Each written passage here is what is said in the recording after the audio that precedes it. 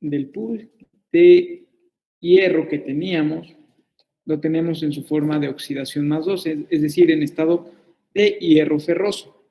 Entonces, este hierro ferroso justamente puede ser captado o capturado por la ferritina. Y la ferritina quedamos que puede funcionar como ceruloplasma, perdón, como como lactoferrina, perdón, fue el nombre, como lactoferrina. ¿Quién me dice cuáles considera que son las diferencias y las semejanzas entre ferritina y lactoferrina en cuanto a función?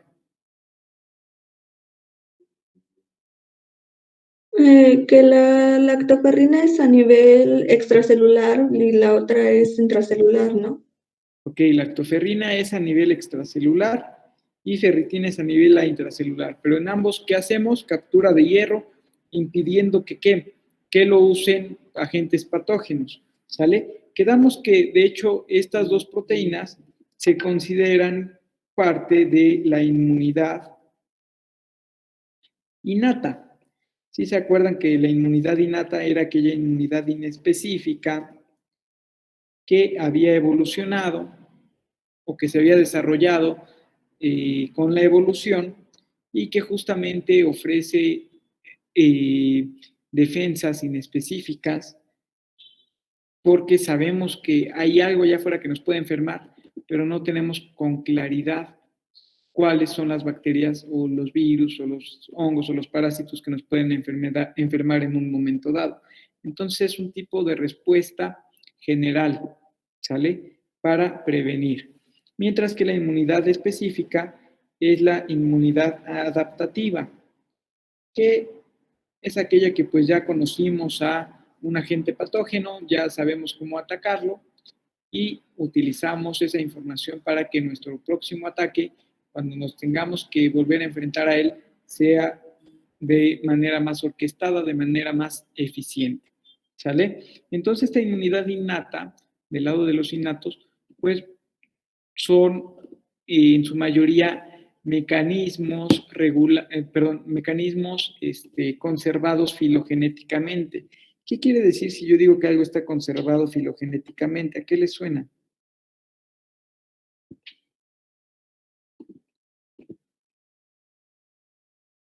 ¿Qué quiere decir conservado filogenéticamente?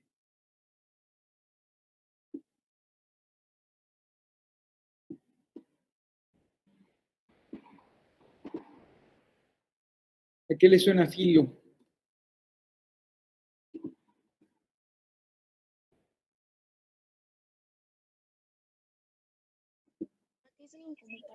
Que contienen las mismas características. Ok, va por ahí. ¿Se acuerdan ustedes de cuando estaban en preparatoria que vieron la taxonomía, ¿cierto? La clasificación taxonómica de las especies? Entonces, había algo que se llama filum, ¿cierto? Este filum está justamente por debajo del reino y por encima de la clase. Pues bueno, este filum es la causa de que a esta parte de la genética se le denomine filogenética. ¿Y qué estudia la filogenética? La filogenética dice, bueno, todas las especies, si nos vamos hacia atrás en su evolución, convergen o más bien divergen desde un antecedente o un antepasado común, ¿sale? Entonces, estos ancestros comunes son justamente los, digamos, los que le dan el nombre al filo o al filum, ¿sale? Entonces ya después del filum tenemos la clase, orden, familia, género y especie, ¿cierto?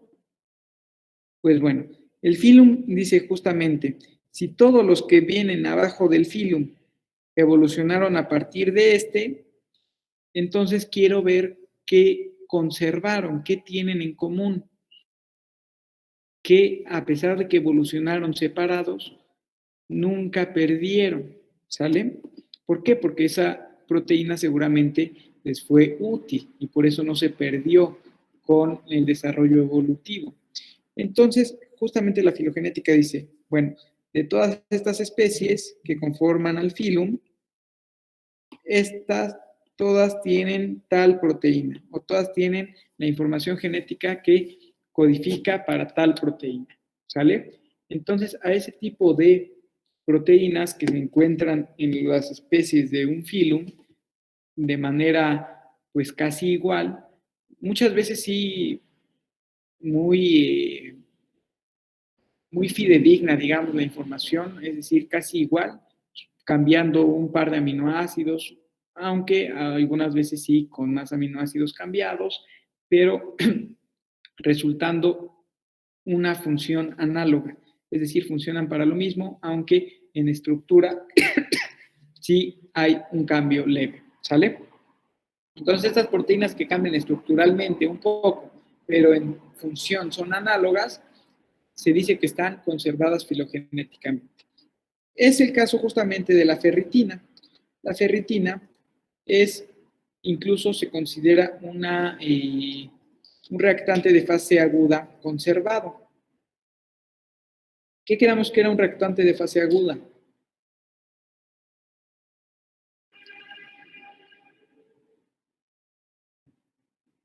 Los que iban a aumentar o disminuir su transcripción cuando íbamos a tener una inflamación aguda, me parece. Exactamente. Entonces son proteínas de respuesta a la inflamación.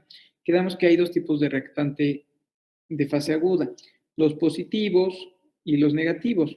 Los positivos aumentan su biosíntesis, es decir, su transcripción, cuando hay inflamación, mientras que los negativos disminuyen cuando hay inflamación, ¿sale? Entonces, como en el ejemplo que platicábamos ayer de este paciente con COVID-19, ¿qué pasaba? Él, decíamos ahí, tiene una ferritina, que ¿alguien se acuerda de cuánto es el valor de referencia de la ferritina?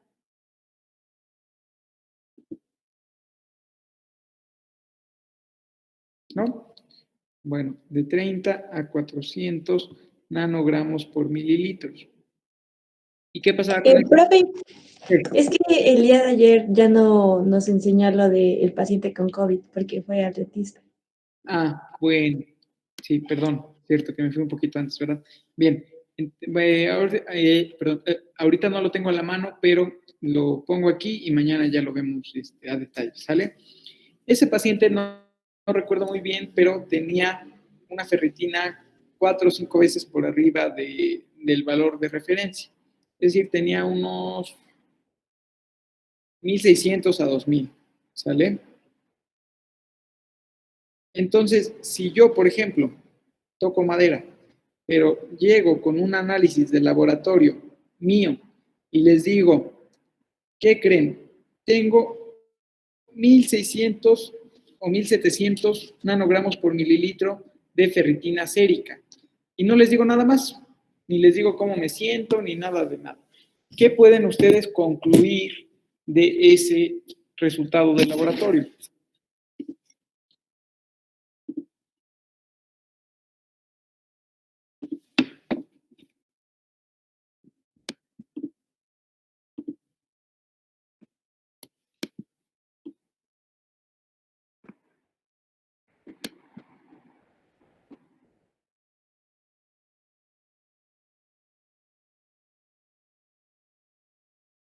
¿Quién dice yo? Anímense.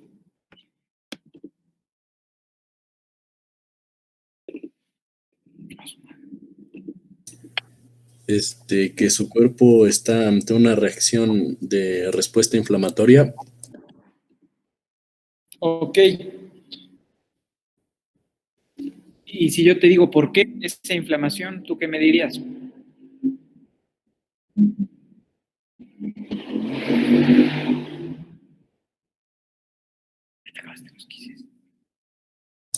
Porque la ferritina se está sobreexpresando, está aumentando, y entonces se supone que cuando esta aumenta es porque hay algo, ¿no? Exacto. Pero si yo les pregunto, ¿qué tengo yo? ¿De qué estoy enfermo? Si tengo la ferritina hasta ese nivel. ¿Algún agente patógeno? ¿Algún tipo de infección? Exacto. Bien, me gustan sus respuestas porque no se aventuran a empezar a dar diagnósticos al cielo, ¿no? Sino que dicen, hay algo, pero no sé qué es. ¿Sale? ¿Qué quiere decir ese algo, pero no sé qué es? Eso habla de la sensibilidad y especificidad de las pruebas del laboratorio. ¿Sale? Y si hablamos de ferritina sérica, estamos hablando de un estudio que es sensible, pero no es específico. ¿Qué quiere decir esto? Por ejemplo, tenemos inflamación. Supongamos que pudiéramos medir la inflamación en una regla. ¿Sale? Que en esta regla la dibujo acá. ¿Sale? Un estudio sensible sería, o un estudio muy sensible, detectaría a la inflamación cuando apenas va por acá. Eso sería un estudio con alta sensibilidad. Si estamos hablando de otro estudio y se le va y esa inflamación hasta ahí no la detecta y pasa y hasta ahí no la detecta y hasta cuando llega aquí la detecta, podemos decir que ese estudio es un análisis de mediana sensibilidad. ¿Para qué? Estamos comparando lo mismo, que es estado inflamatorio. ¿Sale? Y si estamos hablando de un estudio con menos sensibilidad, entonces pasa acá, por más inflamado que estés, a lo mejor ya hasta te diste cuenta clínicamente, porque ya tienes síntomas de respuesta inflamatoria sistémica y todavía no lo alcanza a leer tu análisis, todavía no lo alcanza y todavía no lo alcanza y debe estar muy, muy inflamado para que ese análisis detecte tu inflamación. Esa sería un análisis de baja sensibilidad. ¿Sale? Entonces, la ferritina es un estudio de alta sensibilidad. Es decir, te dice si hay inflamación. ¿Por qué esa inflamación? Eso no te lo dice. ¿Sale? Esto de no decirte exactamente qué enfermedad puede ser, de darte un abanico muy amplio de posibilidades, se dice que tiene una especificidad baja.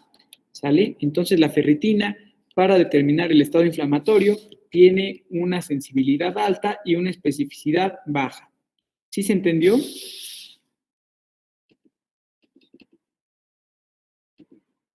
Sí, doctor. Perfecto. Ahora, ¿por qué creen que está aumentado la transferrina en este paciente con COVID-19 si justamente tiene COVID-19, que sabemos que es la enfermedad causada por el virus SARS-CoV-2? Es decir, un virus a final de cuentas. ¿Por qué está elevada la ferritina? Si quedamos que se tiende a elevar más en infecciones bacterianas o en infecciones intracelulares, dijimos, ¿cierto? Pues porque el cuerpo es como que lo está tratando de eliminar y como no ha tenido antecedentes y no sabe cómo, pues yo siento que está intentando con todo. Exactamente. Dice, hay algo adentro de la célula que está utilizando lo que yo debería de tener bajo control, no lo tengo bajo control, se me hace que quiere crecer a costa mía, entonces pues de a perdiz le voy a cerrar el refri, ¿sale? ¿Para qué? Para que se muera al menos de hambre, ¿no? Entonces, ¿cómo? Ay, ya se me apagó. Ah, no, se suspendió. Sí siguen ahí, ¿verdad? Sí, doctor. Se apagó la pantalla de la compu y pensé que me había salido. Ya no me acuerdo. Ah, cerrar el refri, sí, gracias. Entonces, Este mecanismo de cerrar el refri también lo hacen los antibióticos, ¿sale? De hecho, los antibióticos, mala elección de color. Los antibióticos se dividen en dos tipos: bacteriostáticos y bactericidas.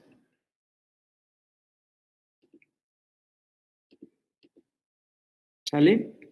¿Qué quiere decir bacteriostáticos? ¿A qué les suena? ¿Qué creen que hacen ese tipo La de...? diferencia es que uno creo que lo controla y la otra sí lo matan. El bactericida sí mata la bacteria y el bacteriostático solo lo inhibe. Ok, muy bien. Estasis, que apréndanse la palabra porque es muy frecuente que van a escuchar estasis venosa, quiere decir que en las venas no hay mucho movimiento de sangre, no hay adecuada circulación venosa, ¿sale? ¿Qué es lo que pasa en las pacientes que desarrollan varicosidades en miembro pélvico inferior? Perdón, en miembro pélvico, ¿sale? Es decir, en las piernas que se les ven varicosas, etcétera, ¿no? Entonces, esta estasis venosa, ¿qué quiere decir? Que no se está moviendo la sangre, no tiene adecuada circulación.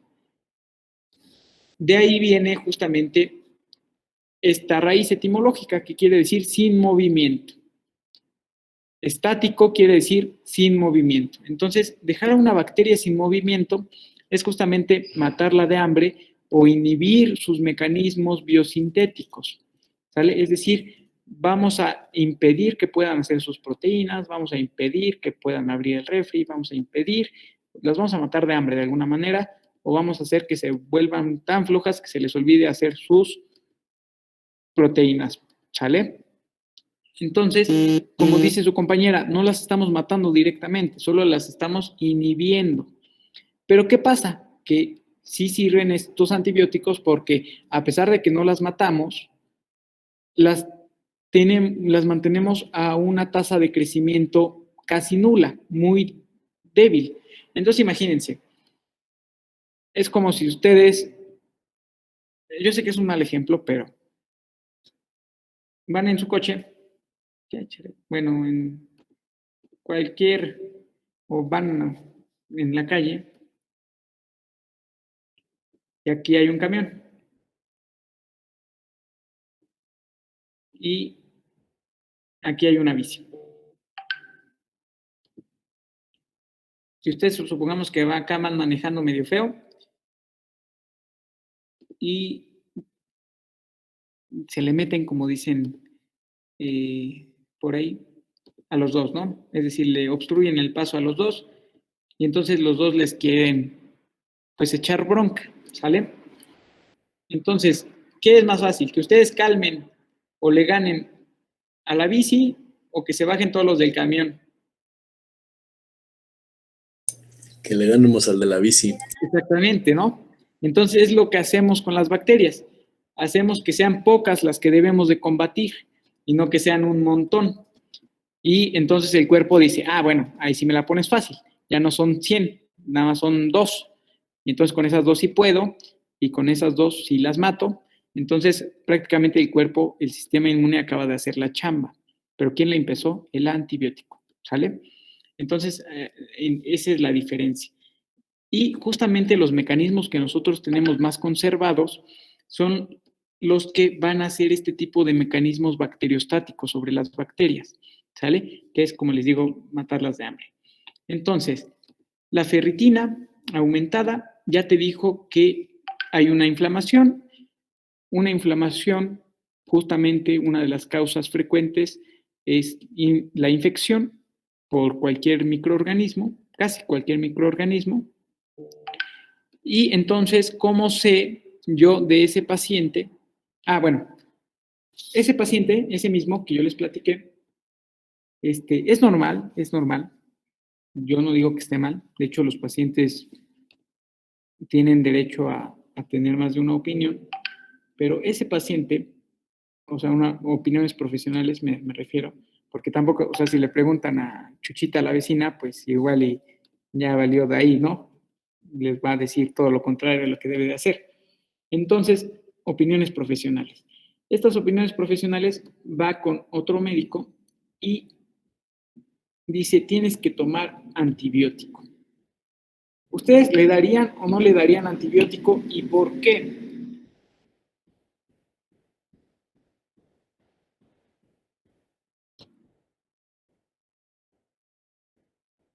¿Te puedes repetir la pregunta rápida, por favor? Sí, claro.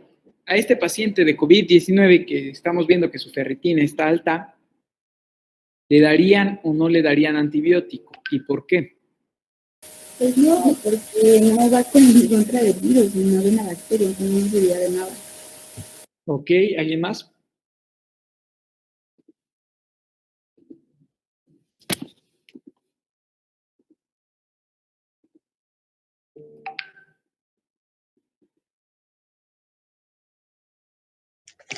Y bueno, yo digo que yo no le daría antibióticos porque, como dice la compañera, o sea, es un virus y los antibióticos son principalmente para bacterias. Y en este caso creo que hay ciertos antibióticos que actúan sobre nuestras mismas células. Entonces, en lugar de ayudar, tal vez nos podría perjudicar más, ¿no? Bueno. Ok, bien, ¿alguien más?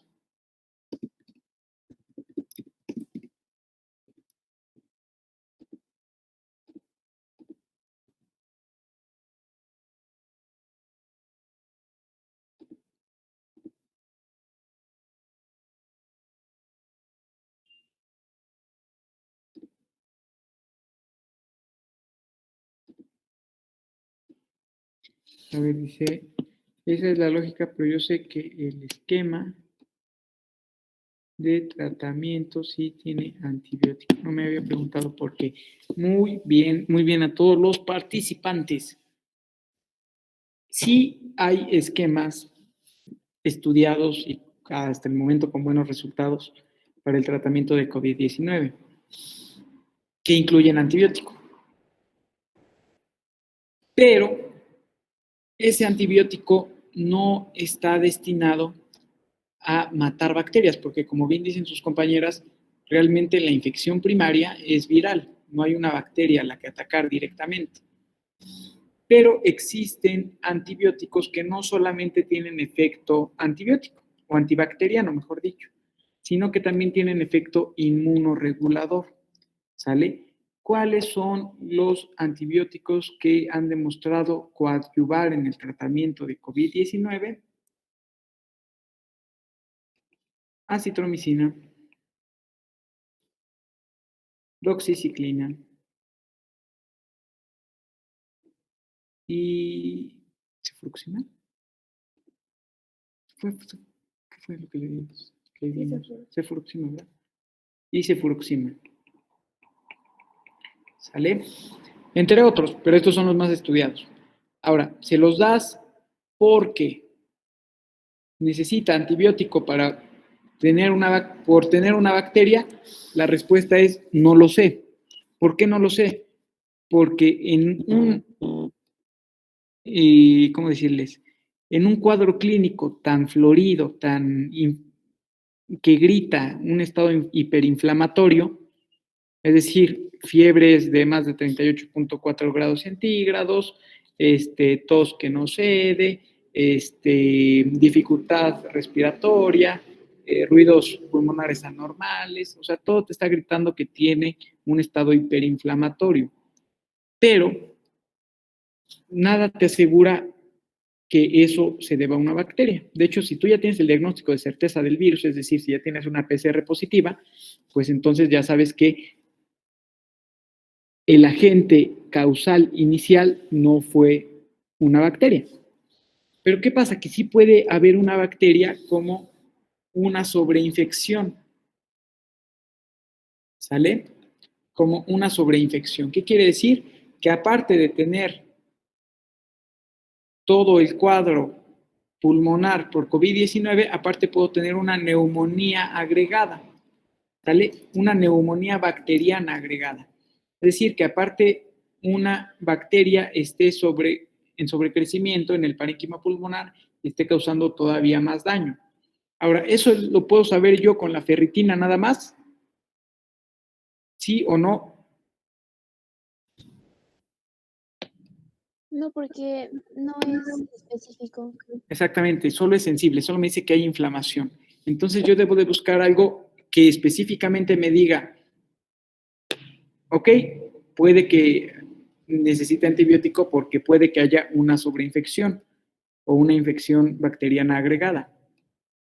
¿Qué se les ocurre que pudiera ser?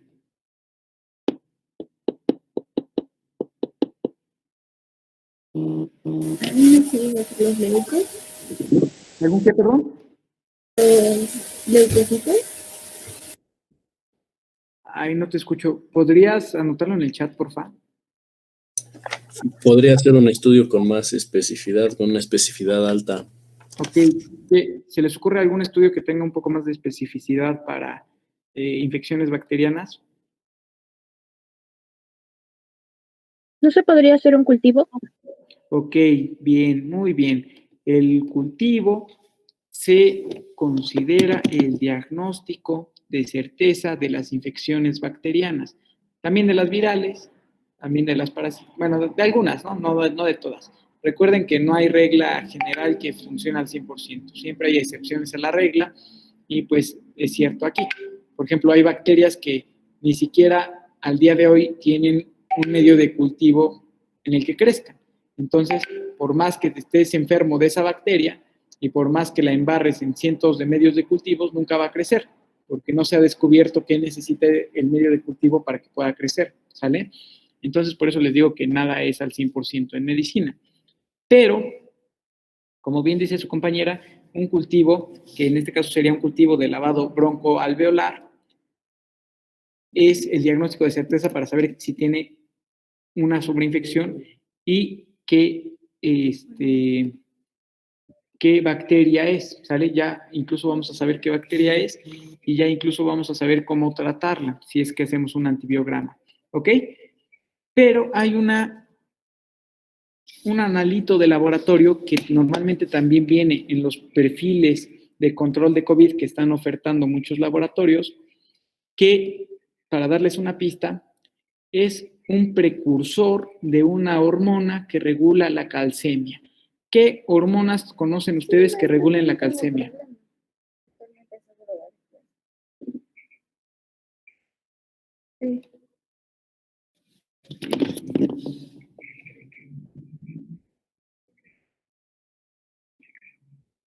La paratiroidea. Ok, paratiroidea. ¿Qué respuesta calcémica induce? ¿Hacia la alza o hacia la baja?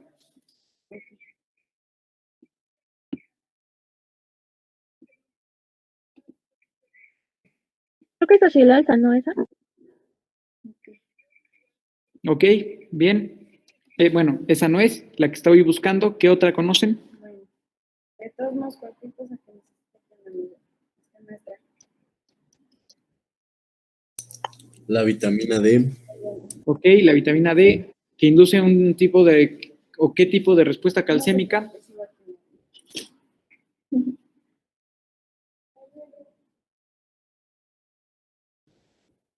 Un gineco, bueno, como por sí, colposcopia.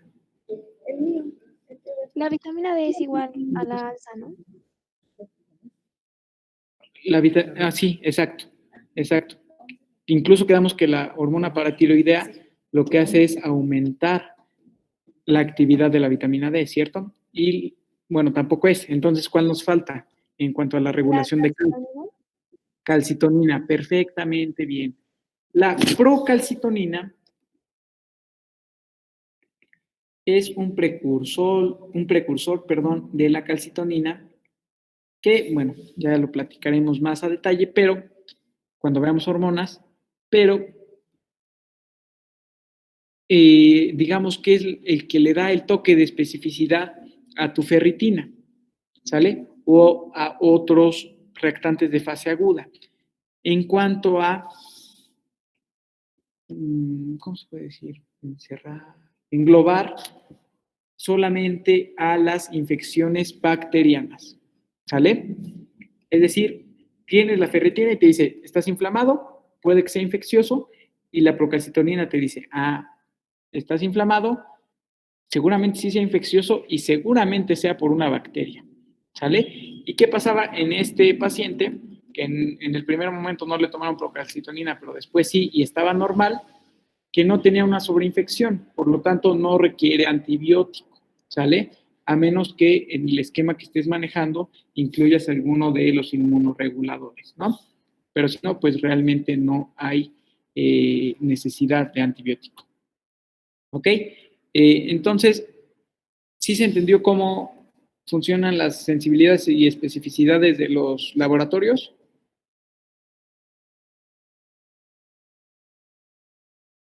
Sí, doctor. Sí, doctor. Ok, muy bien, perfectamente bien. Entonces, vamos a seguir platicando de qué pasa ahora con la ferroportina. Dijimos que la ferritina es fácil que capture hierro, pero es difícil que lo suelte.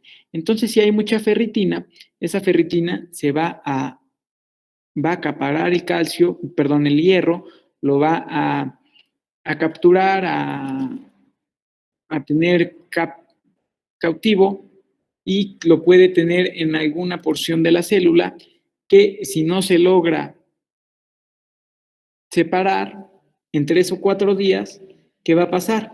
Que esta célula se va a descamar, es decir, se va a exfoliar, se va a caer, se va a morir. ¿Y qué va a pasar? Que el hierro que tenía unido a la ferritina, pues se va a perder. ¿Sale? Entonces es una manera de perder hierro. Pero ¿qué pasa? Si yo no quiero perder hierro, porque me hace falta, lo que yo quiero es absorber hierro, entonces la proteína que va a estar más activa va a ser esta, que se llama ferroportina. La ferroportina lo que hace es, ¿sabes qué? Ferritina, necesitamos hierro, ni te hagas las ilusiones de que te vas a quedar el hierro. Se lo roba rápidamente, se lo quita y lo va a llevar hacia la circulación. Pero no se va directamente a la circulación. Supongamos que acá tenemos a nuestro enterocito. ¿Sale? Ay, ya no pitas. Aquí tenemos a nuestro enterocito. ¿Sale? Se le está acabando la. Y acá tenemos a nuestro vaso sanguíneo. ¿Qué es esto que está en medio de los dos?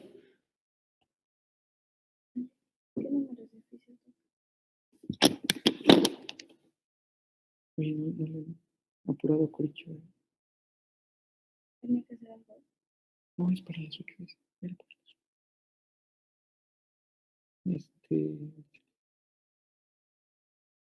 Toca ahí 0090.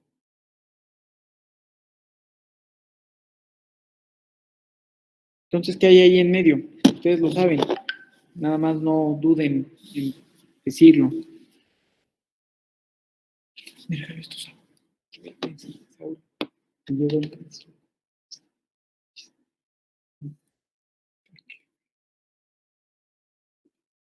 ¿Cuándo se les cumple?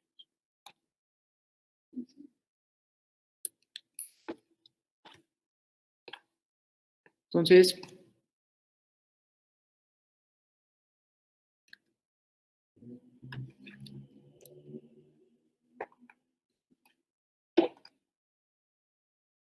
intersticio. ¿Qué quiere decir intersticio? Que no es, ya me habló.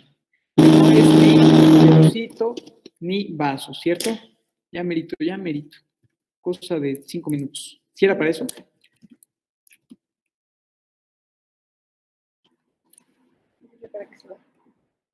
Ah, pensamos que decías del oficio de la subse.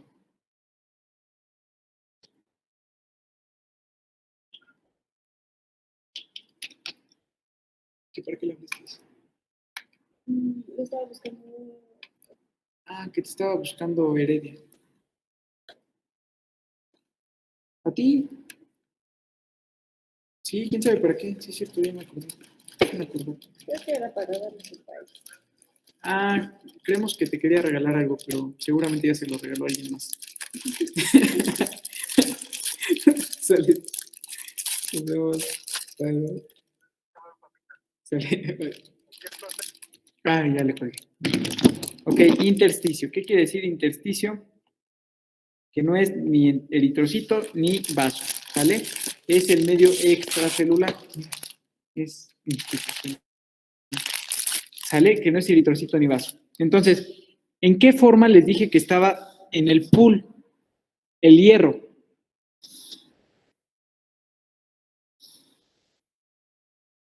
¿En estado ferroso? Exacto. Ahora, ¿en qué forma lo transporta la ferritina?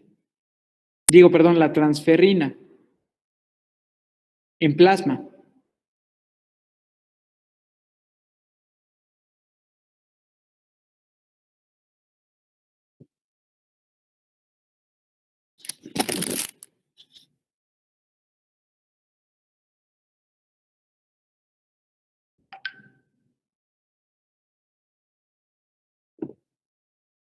¿En férrica?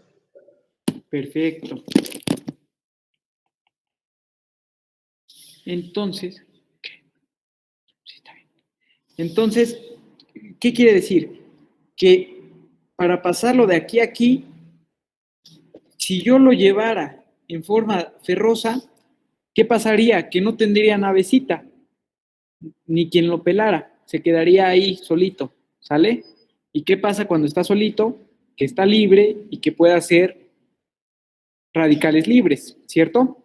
Entonces no nos conviene que se vaya en estado ferroso, nos conviene que se vaya en estado férrico para que tenga su navecita. Entonces, ¿quién va a hacer eso? Primero, la ferroportina lo saca. De hecho, la ferroportina es el único extrusor de hierro que tenemos en los enterocitos, ¿sale? No hay otra proteína que pueda sacar hierro del enterocito. Entonces, lo saca la ferroportina, pero ¿qué pasa? Que antes de que haga esta interfaz de pasar del eritrocito al vaso, es decir, en lo que pasa el intersticio, esto en muchas moléculas es muy fácil. Con sacarlo al intersticio ya tienes más fácil su llegada al vaso. Pueden difundir, etcétera, ¿no? Es más fácil. Pero aquí, ¿qué pasa? Que en esta interfaz, justo cuando lo saca la ferroportina, hay alguien que lo oxida, ¿ok? Ese alguien que lo va a oxidar se llama efestina, que es la que vemos aquí. La efestina va a oxidar al hierro ferroso en hierro férrico. ¿Para qué? Para que una vez que llegue a la sangre, ya esté en forma férrica y lo pueda cargar la transferrina. ¿Sale? ¿Todo entendido hasta acá? Sí, doctor. Perfecto, muy bien. Entonces, esa efestina es una proteína una proteína transmembrana, de hecho es una glucoproteína, es una proteína conjugada, pero al final de cuentas está anclada a membrana mediante un dominio glucosilfosfatidilinositol, que ya seguramente están viendo ese tipo de cosas en biología celular.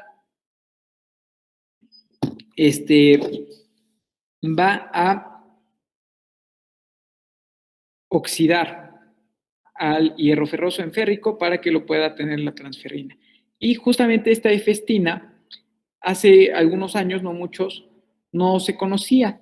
Se pensaba que quien hacía este trabajo era la ceruloplasmina. Ahí ven, escribo. Ahí está. Yo creo que se le acabó la pila. A ver, la ceruloplasmina. ¿A qué le suena ceruloplasmina? Si yo les digo que la ceruloplasmina es la principal proteína transportadora de otro elemento químico, ¿de cuál creen ustedes que esté hablando si hablo de la ceruloplasmina? Que creo que ya lo vieron, si creo, no estoy tan seguro.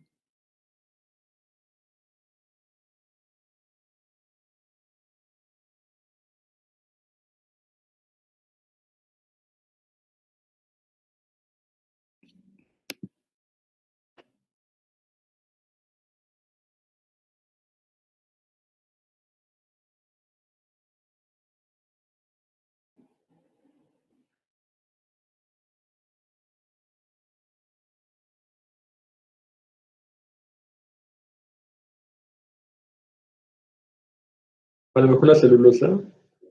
No, la celulosa no es un elemento químico, es el cobre, perdón, cobre.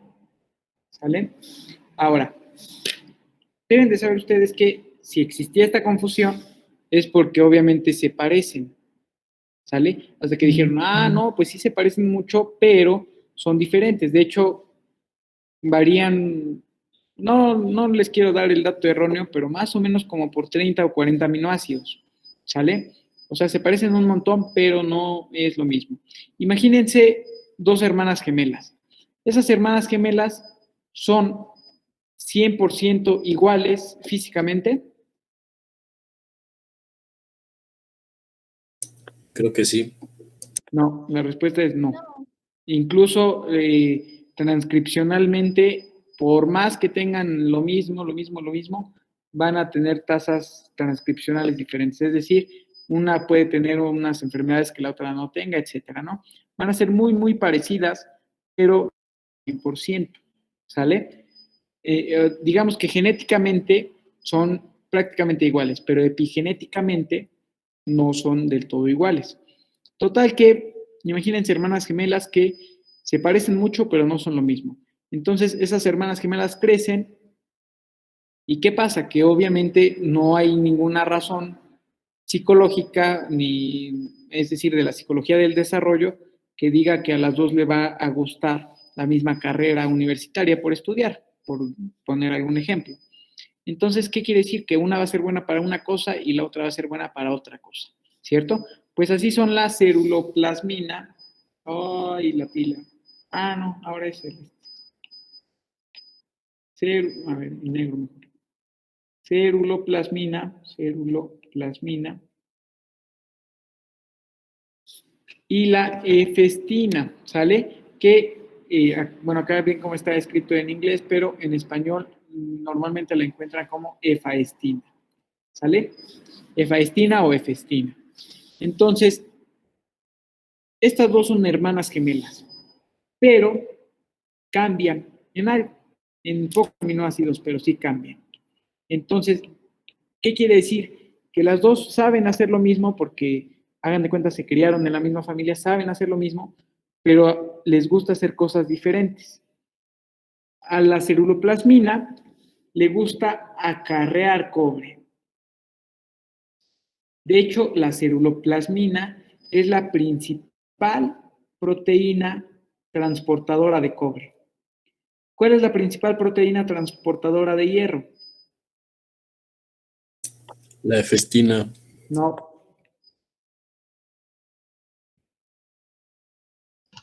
La hemoglobina. Exacto, la transferrina.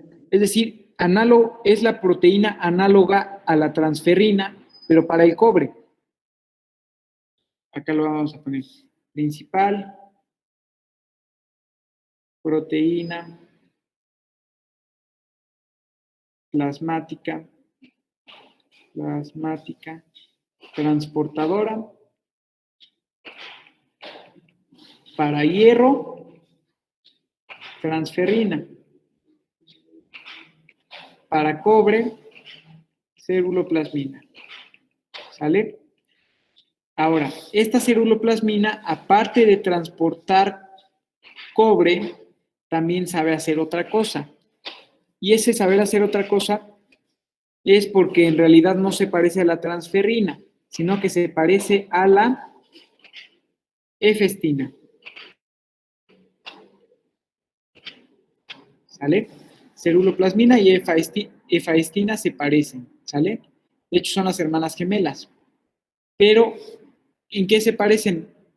En que las dos pueden transportar cobre, pero le gusta más a quién? A la ceruloplasmina, porque les dije que la ceruloplasmina es la principal proteína transportadora de cobre. Pero también puede hacer ¿qué cosa? Las dos pueden hacer ferrooxidación. Es decir, pueden oxidar al hierro, ¿sale? Las dos, pero ese trabajo ¿a quién le gusta más? A la efestina o efaestina, ¿sale? ¿Sí me entendieron? ¿Se parecen? ¿Saben hacer las mismas cosas? pero una prefiere hacer una cosa y la otra prefiere la otra. ¿Sí se entendió? Sí, doctor. Perfecto, muy bien. Pues aquí la dejamos. Nos vemos mañana, nada más que déjenme ver qué pendientes tengo acá en la universidad para poder tener una hora. Y pues ya saben, es asistencia no obligatoria.